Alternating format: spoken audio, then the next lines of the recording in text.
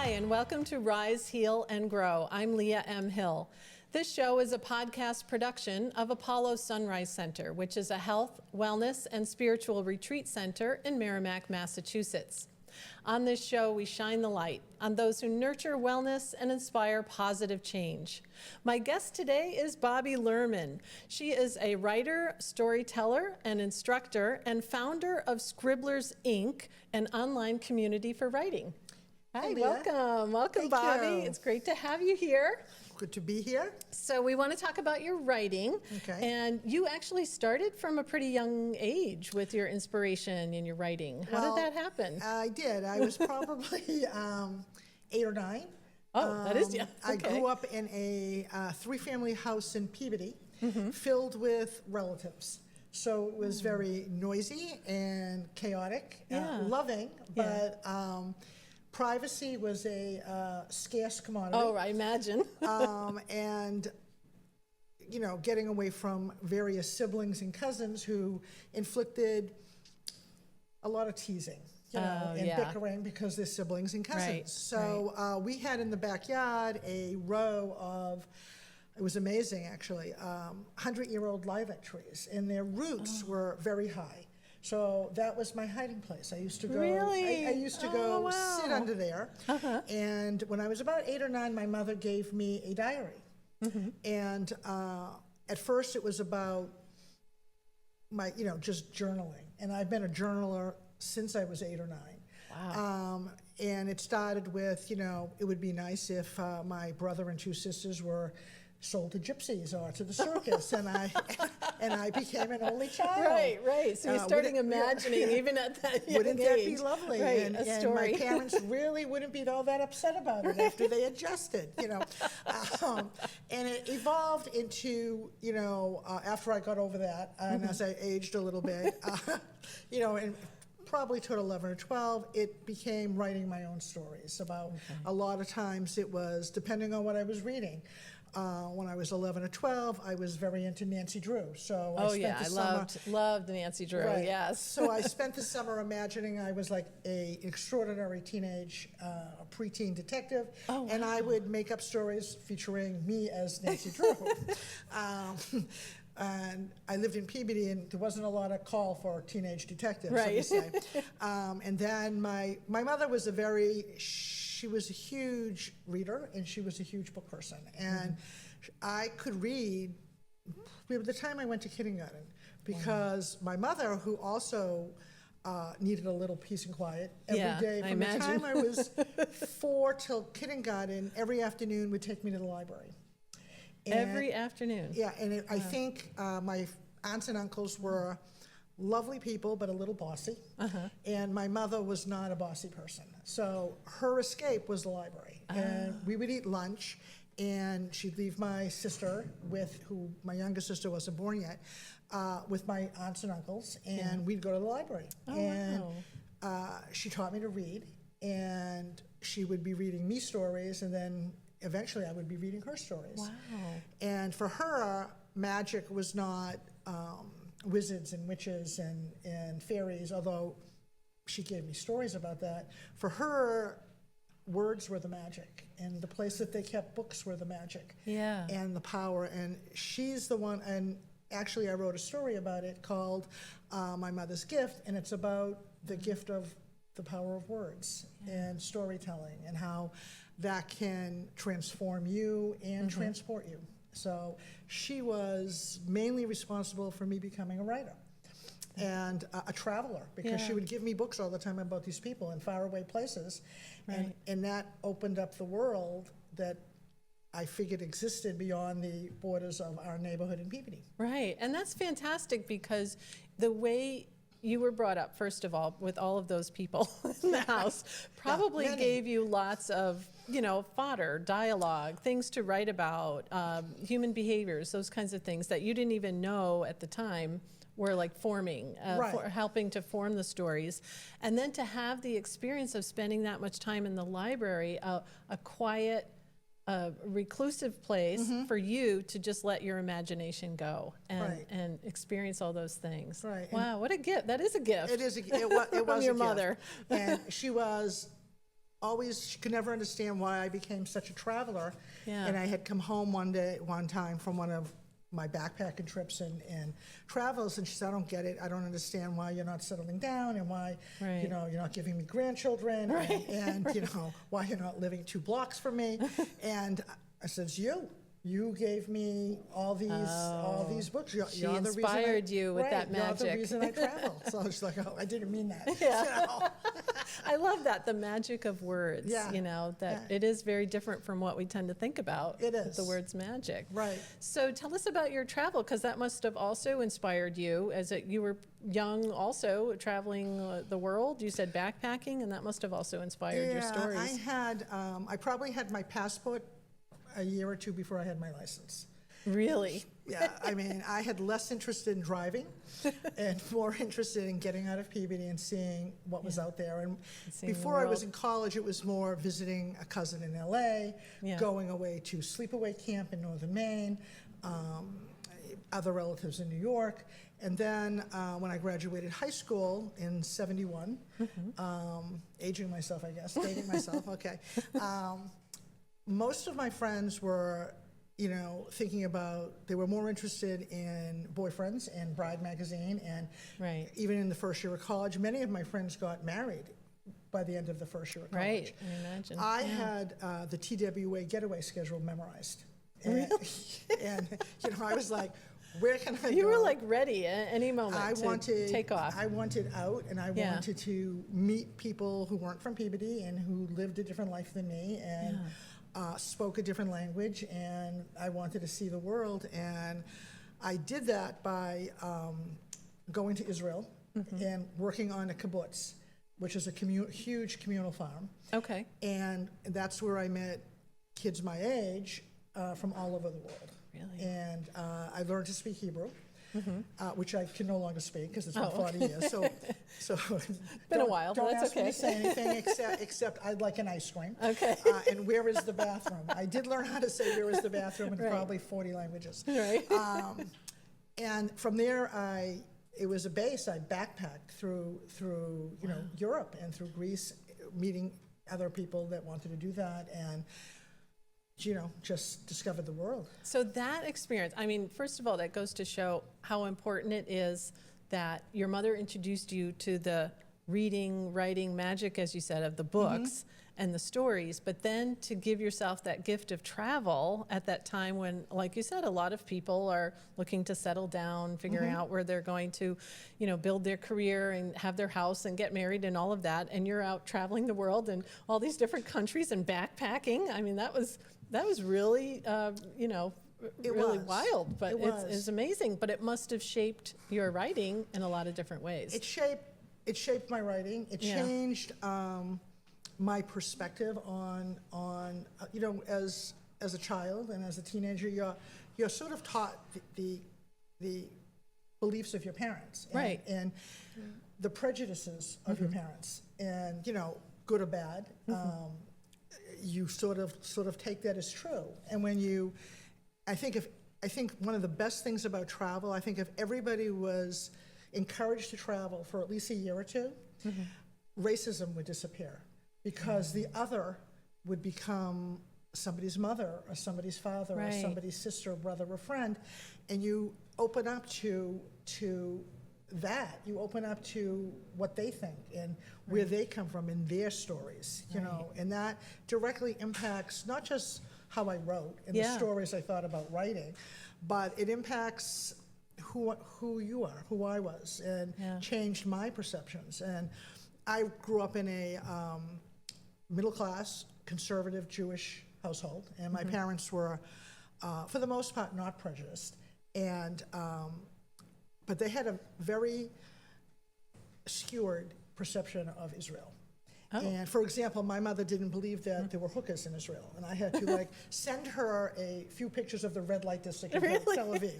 You know, she was very upset by Well, this. maybe she, she had like the silo view. Yeah, that different countries have you know, good, bad, indifferent. They all have it, right? You know, there is no black and white. You know, there is gray. And I think if people would, it taught me to listen and talk to people and not judge them because of where they came from, Yeah. and maybe what I read about them, which is often not true.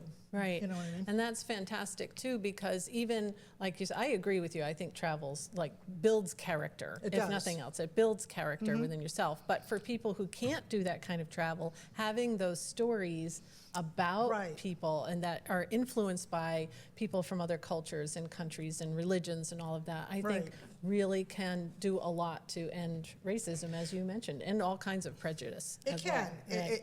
and those experiences became my stories. I mean, Yeah. one of the stories that was recently published in A Certain Age, which is an online magazine Okay. for women over 50, which is kind of nice. Yeah.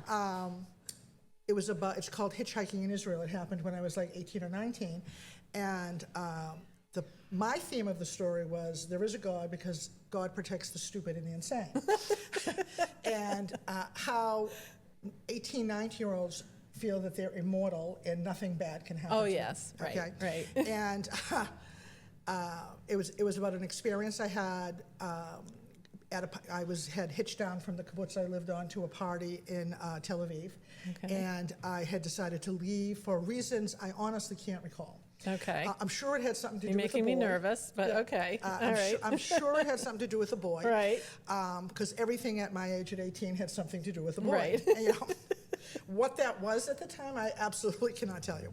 Anyways, I decided to leave and hitch back to the kibbutz. And I got a ride at first from a couple with two like tweens in the back seat. Okay. And that was a torturous ride for about an hour. They took Okay. me halfway, and then they left me off at a crossroads that was pretty deserted it was turning dusk. And if I had a more mature mind, I wouldn't have gotten out of the car. But I did, and then a little bit later, another car pulled up, and 5 men got out, and I Oh knew my God. instinctively this was not going to be a good thing. Oh my God. And I had nowhere to go. I had nowhere to And you're run. all alone in I was this all other alone, country. no houses around me. Oh, my God. And all of a sudden, a battered old station wagon wheels up, and the back door flies open, and I look in, and I see a woman who is veiled, 2 children, and 2 men in the front, and I figured my odds were better with them than Yeah, staying on the than stairs. these So I men. got and jumped in the car. Oh my God. It squealed away, and he spoke no English. Yeah. The wife spoke no English. The kids, you can communicate with kids, and I figured Yeah. out their names from the kids and, Right. the mother Oh and my pointing. God. And I ended up spending the night in their village, and the next morning eating with them, and they didn't have a lot of food, and they shared it. And he was Arabic, and he was Palestinian. They were a Palestinian family. And Fascinating. the next day when I woke up, and I'm summarizing this story. Yeah. And the next day when I woke up, his brother was there who spoke English. And the whole ride back to his village, he kept doing this to me and doing a rant that was over and over. I have no idea what he was saying because But I it don't was basically, It don't wa- ever do that again, is it probably what he was saying. Dumb, stupid American girl. How did your parents ever let you out of the house and go away? And he kept repeating it. But the next day, he took me back to the gates of my kibbutz. Yeah. And I never saw him again. Oh but my this goodness. man That knew is like a I wa- miracle. this man knew I was not Muslim, Yeah. clearly from the way I was dressed. Yeah. He had to know I was Jewish because I had a Star of David on my Oh, on my, so around he- my neck. yeah. So hello, and he did a really courageous thing at risk to his own life. Yeah. I changed the story in the places because I didn't ever want to Oh, yeah.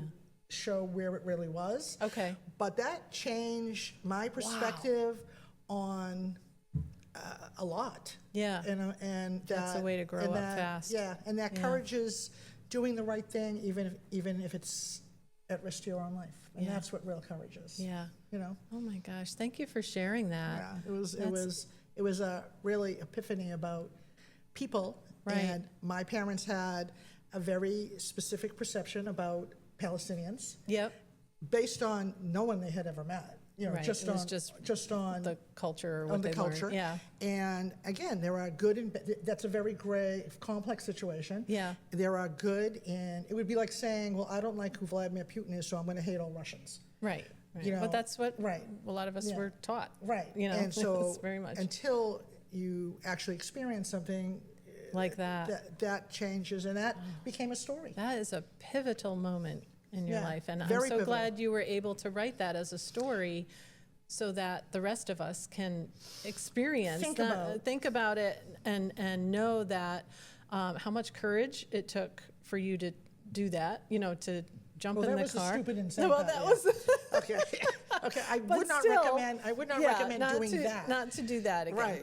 But yes. But to and then to have it like renew your faith, I think too, your spiritual faith. It sounds does. like you were very much protected and guided throughout that and trip. to not judge people by where they come from or their religion or their specific beliefs, and you know, get to actually know them.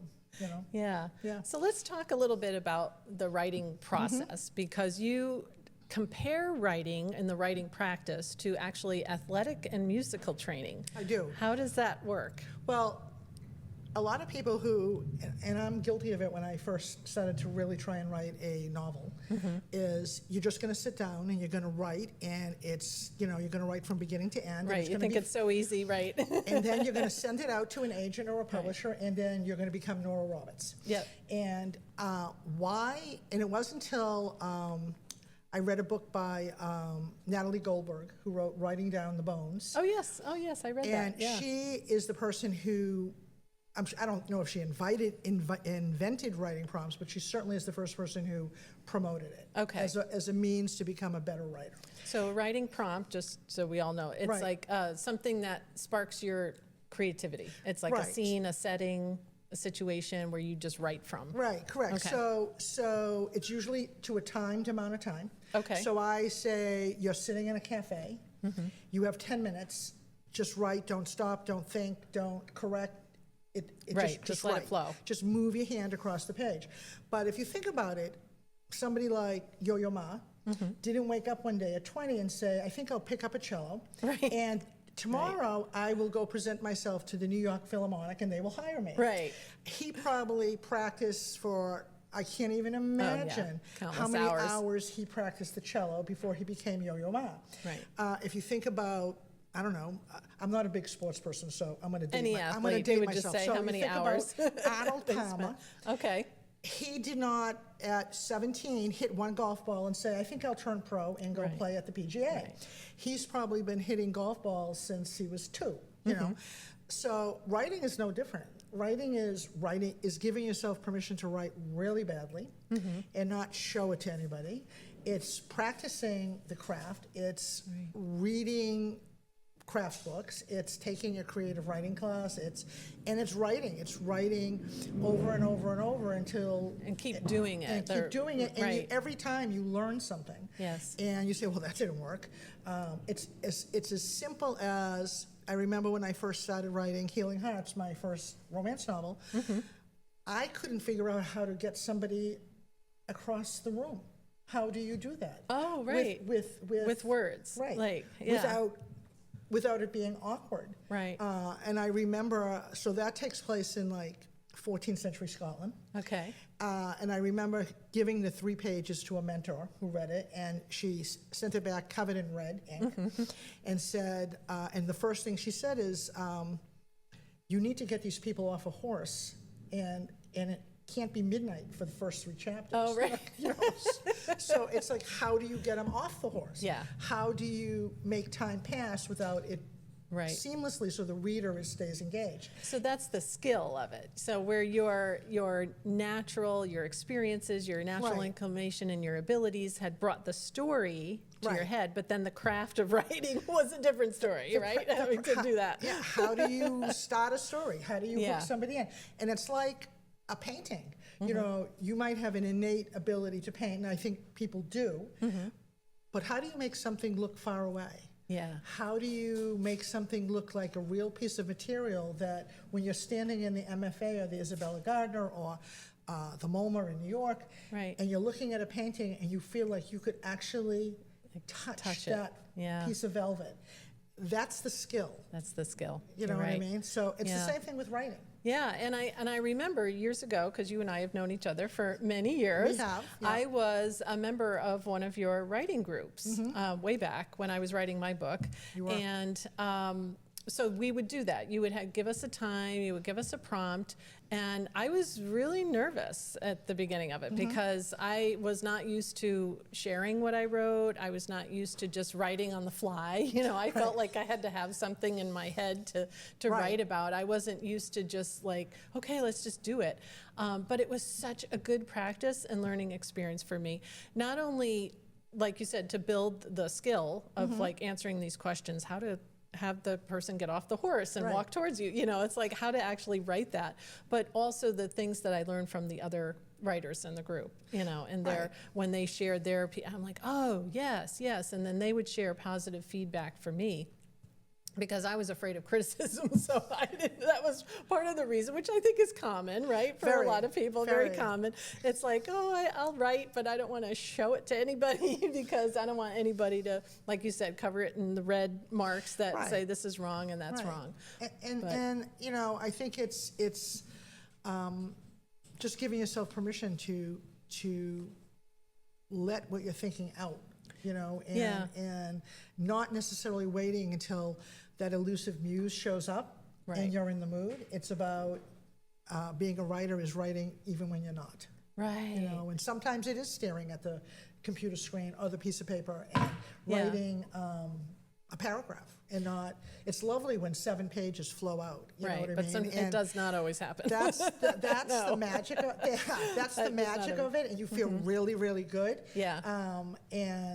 Sometimes you write the 7 pages and then you go back and look at it and say, oh my God, what was I thinking? And there's only like 2 paragraphs that are really usable. Yeah. You know? Well, that's what I like too about what you said, that using writing prompts gives you that freedom to just write without correcting yourself. You just writing and writing. And then maybe if you write 7 pages in 5 minutes, there's some little gem in there that you can keep or that you can take to your larger project. There usually is. Yeah. And I found too, you know, especially with people who have never written or written creatively, but they've done, you know, academic writing or technical writing for work. Yeah. It's really interesting that what comes out of a prompt. And sometimes for them, it's really unexpected. Right. It could be something that traumatic that they hadn't thought about or ever acknowledged, and that just comes spilling out. Right. Or it can be like a really funny memory, and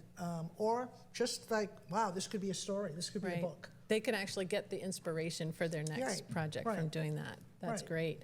And so you're also an avid reader, as most writers are. Are there any like genres or particular authors that help you with your writing or have influenced your voice? Yeah, I mean, and it takes practice.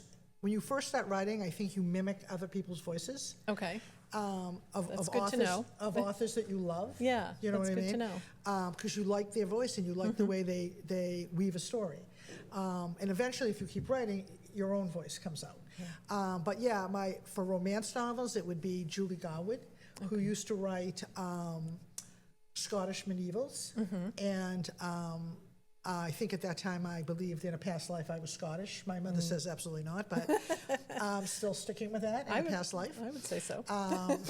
You know, so she was the author that inspired me and got me into romance and the fun of Happily Ever After. Yeah. And Diana Gabaldon, who wrote Outlander. The amazing detail of her writing and her ability to transport you into another time. Right. And you just because her books are like really, really thick, many pages. Right, they're like 1,000 pages or something. But you get lost in those books. Wow. And I've been reading her for 20 years or more. Yeah. And, you know, I like, you know, I don't want to write it, but I love a good spy novel. You know, so I like Daniel Silva, I like, you know, Le Carre, you know, I have a lot. And all of them, when you read them, influence your writing. You pick up things, you know. I think so. How did he, you know, how is somebody really good at description that they don't pull you out of the story. Right. You know what I mean? And that's the part of the craft of writing also. Right, that you can just be like gripped by the words and waiting to turn the next page. And I definitely have experienced that. And it reminds me when I was in college, I took a poetry class and I'm not good at poetry, writing it, or even reading it. But I remember one thing she said is as soon as you read anything like that, any kind of creative writing, whether it's a poem or prose or a story, you're never the same. Yeah. You're never the same because no matter what it is, even if you didn't like it, there's something that has influenced you in some way or affected you in some way. Yeah, I mean, even if you, even if you don't like it, yeah, what didn't you like? So if you're a writer, okay, I don't want to do that. right, You know, and you learn from it, right? that yeah. way of It's how to write like, better. And also watching movies is a good way to become a better writer because you can break down. Yes. You know, because it's so visual. Yes, you know, that's a good idea. Yeah, and like, how did they hook you in? Right. You know, especially with dialogue. You know, so, and the best way to get better at dialogue is to read it out loud. Oh, okay. Because you can hear it, and you can. I need that. So you can do that without even doing the voices, right, of the different characters, but you're just like reading it, but reading it out loud in your own voice. Yes, and doing the voices is fun. I used to write late at night. Now I'm a very early morning writer. As my age changed, that also changed. I think my clock changed. But As it does for all of us. I was writing Healing Hearts, and I think it was 1 in the morning, and I was doing dialogue. I was reading the dialogue I wrote, and I was doing Scottish voices. And my husband, I must have woke him up, and he came running down. Who's in the house? Oh, no. So I'm like, oh, it's just me. You never know. It's just me. Wow. So let's talk a little bit about Healing Hearts. It's something you're working on now, in progress? Yeah, it's something that is pretty much done, and it has to have one more revision. It takes place in 14th century Scotland. And it's You like those Scotland stories. I do. And this is a romance, is it? It is a romance, Ooh, and it's about an Scottish English healer. Oh. Yeah, and a Highland warrior, and she gets abducted with her son. And there's romance novels always have to have a secret. Okay. And there always has to be a betrayal. Okay. And there always has to be an obstacle. And I like romance novels where the heroine is not the damsel in distress. Right. That love is a bonus. It's not the thing that's going to cure her life. Right. It's more about who she is as a person. But, Right. But that handsome warrior, you know, that just might add to the story a little bit. Well, no one really wants to read about a short, fat bald guy. Right. Let's face it.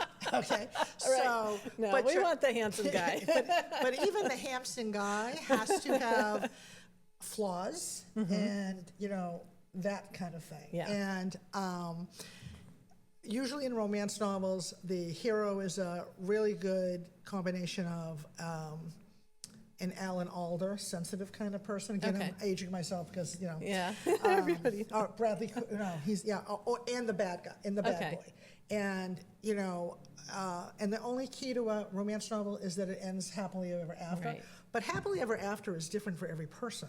Okay. So even in a romance novel, that may not be what you expect. That's good to know because I think people take the endings of stories very seriously when they're readers. You know, they're like, I want it to end a certain way, and they get mad at you if you don't end it a certain way. Right, and that is a cardinal rule in a romance novel. It does have to end happily ever after. That's but good. The lore of it is the obstacles and the struggle in the finding of yourself. Yeah, which can be very good. Yeah. And you also have a book, Lost Voices. Is that another project you're working on? It's the current project I'm working on. I'm in the middle of the revision, and that is about a woman who, at 32, discovers when her parents are killed that she's adopted.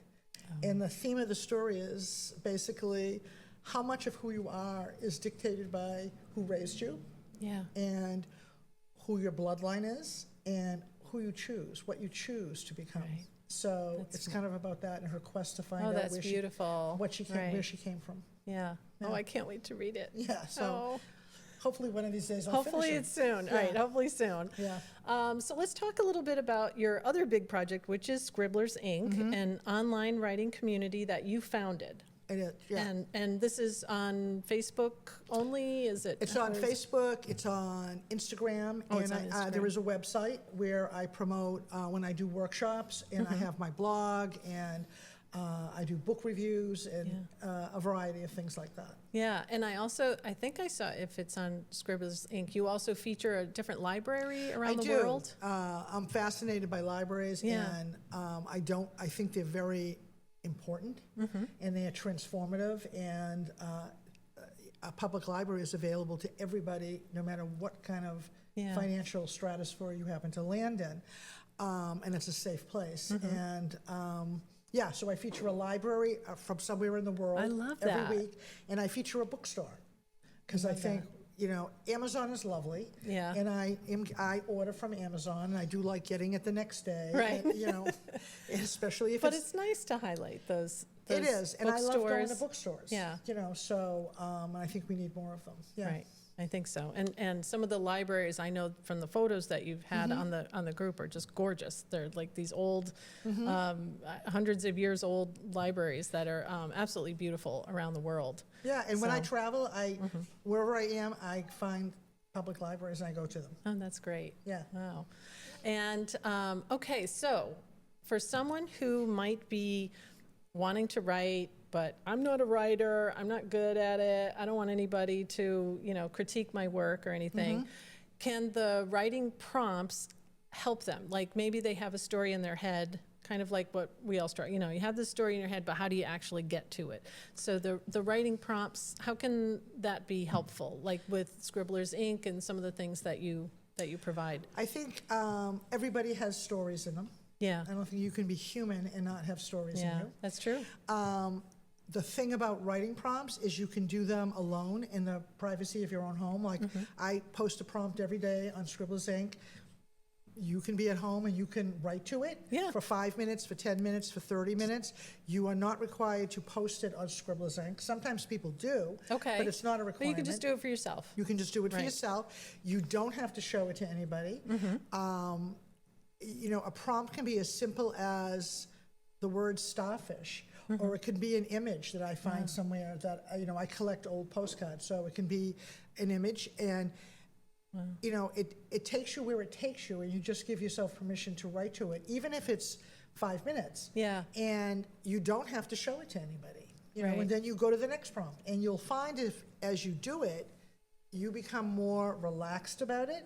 Your mind opens more, the creative part of your brain, whatever Yes, that is. it does something. It really does. It does. It opens it. And I think the permission not to have to share it, not to have to show it to anybody, Right. frees you. Gives you a little You bit more know, freedom. I mean, you can, Right. but you don't have to. And Yeah. I know a lot of people who didn't think they could write at all and just started writing prompts. And then, Have become, they became a personal essay writer. Oh, you know. wow. They became a memorist, you know what I mean? Or they just, you know, there's one of my writing friends, she's a really good friend, Susanna Beard, she runs 5 Minute Lit, which you can find online. And it's fabulous because you have to write 5 minutes of your life in 100 words or less. oh my goodness. Wow, what a And- challenge. And it's easier than you think. Really? Oh, I don't know. I don't think of it as easy, No, but try I might it. have to try it. Yeah, Okay. it's easier than you think, but it's a really short piece of writing. Okay. You know, so you don't have to have a subplot and a deep characters. Right, and, you just tell and it. it has to be something from your life. Okay. I mean, I was at Salem Lit Fest the other day, and she had the micro Marvel event, which everybody got up and read somebody's 5 minute piece that was Yeah. 100 words, and mine was about the time my mother used to move all my knickknacks in my house every time she came over, whether I was there or not. Oh, that's funny. And my cure for her was to go to her house one day and move all hers. Right. And Makes yeah, sense. And that was the 100-word story. It doesn't Yeah. have to be something traumatic or something deep. It can be Right. funny. But it's something you can build on if you want Right. to, or you can just leave it as it is. Right. I like that. And I've read funny ones and tragic ones and Yeah. sad ones, and they're all unique. That's because great. everybody has a unique voice. Yeah. Yeah. Great. Well, before we end our show, we do have to talk about this special appearance that Yes. you are doing. November 1st and 2nd, we are hosting at Apollo Sunrise Center an event called Voices of the Valley. Let me see if I can show the flyer. It's a literary festival, and Bobbi Lerman here with us is one of our spotlight speakers for Saturday. So you are actually going to be expanding more on what you shared with us today, which is talking about the writing process, using writing prompts, creativity, how to get inspiration. So it's a really wonderful opportunity for anyone. It's a free event. All you have to do is sign up on Eventbrite or on our website, apollosunrise.com, and you can meet all these authors. We're going to have 24 authors, you and another spotlight speaker as well, and learn. So it doesn't matter if you're an author or an aspiring writer or just someone who wants to who loves reading and maybe wants to do some holiday shopping for some books and get some books for the gifts. And we're going to have all different genres too, but you can represent our romance, historical romance and travel genre as well. So it's really going to be a fun event, and I'm so happy that you'll be there to join us. I'm really excited about it, and my favorite kind of day is spending a day with writers, talking about writing, and all things writing. It just makes me happy. Oh, what a perfect way to end the show. Thank you, Bobbi. Thank you so much. You're welcome. And it was great. This was fun. Oh, thank you. This was wonderful. And thank you, all of you who are watching or listening to us today. Please join us again on Rise, Heal, and Grow with Leah M. Hill, because we have lots more episodes coming up.